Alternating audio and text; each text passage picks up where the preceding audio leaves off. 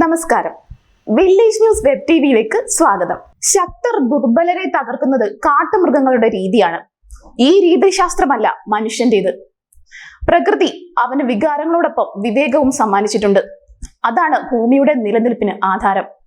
എന്നാൽ പരിഷ്കൃത മനുഷ്യർ ഇത് മറന്നുപോകുന്നു.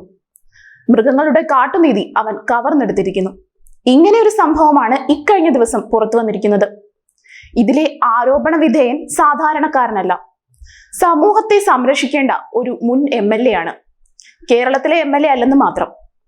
മാഹി മുൻ MLA NK മിത്രനും മകൻ പരീക്ഷിത് മിത്രനുമെതിരെയാണ് പരാതി ഉയർന്നിരിക്കുന്നത്. മുൻ MLA മാത്രമല്ല ഇയാൾ, മാഹി മുൻ ചെയർമാനും പുതുച്ചേരി മുൻ ഡെപ്യൂട്ടി സ്പീക്കറുമായിരുന്നു. മാഹി പള്ളൂരിലെ ഒരു വയോധികയുടെ 1 കോടിയോളം രൂപ വില വരുന്ന വീടും 15 കോടിയുടെ സ്വത്തുക്കളും തട്ടിയെടുത്തെന്നാണ് ഇയാൾക്കെതിരെ ഉയർന്നിരിക്കുന്ന പരാതി. മാഹി പള്ളൂർ പാഞ്ചജന്യം വീട്ടിൽ വിജയറാണിയാണ് പരാതിക്കാരി. 2017 ജൂലൈ 7 വിജയറാണിയുടെ ഭർത്താവായ കല്യാണകൃഷ്ണൻ മരണപ്പെട്ടിരുന്നു.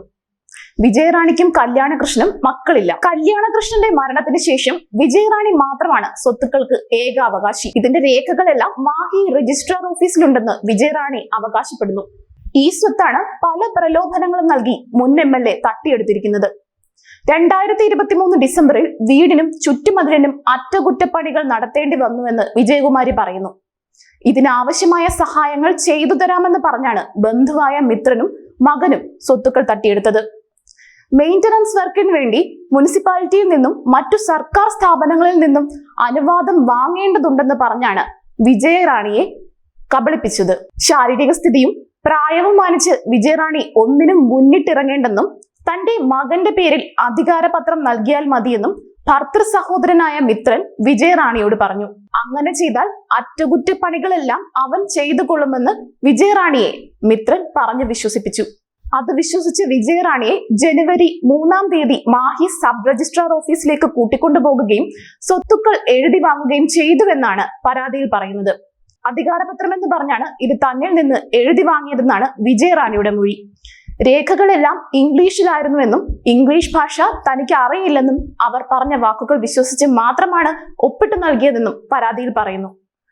എന്നാൽ ഇപ്പോൾ തനിക്ക് സ്വത്തുക്കളിലൊന്നും യാതൊരു അവകാശവുമില്ലെന്നും വീട്ടിൽ നിന്ന് ഇറങ്ങിക്കൊടുക്കണമെന്നും ആവശ്യപ്പെട്ട് ശല്യപ്പെടുത്തുന്നുണ്ടെന്നും വിജയറാണി ആരോപിക്കുന്നു. താൻ മിത്രന്റെ മകന് ഈ സ്വത്തുക്കൾ ഇഷ്ടദാനമായി നൽകിയെന്ന് അവകാശപ്പെട്ട് ഇംഗ്ലീഷിലുള്ള ചില രേഖകൾ തന്നെ ഏൽപ്പിച്ചിട്ടുണ്ടെന്നും വിജയറാണി കൂട്ടിച്ചേർത്തു.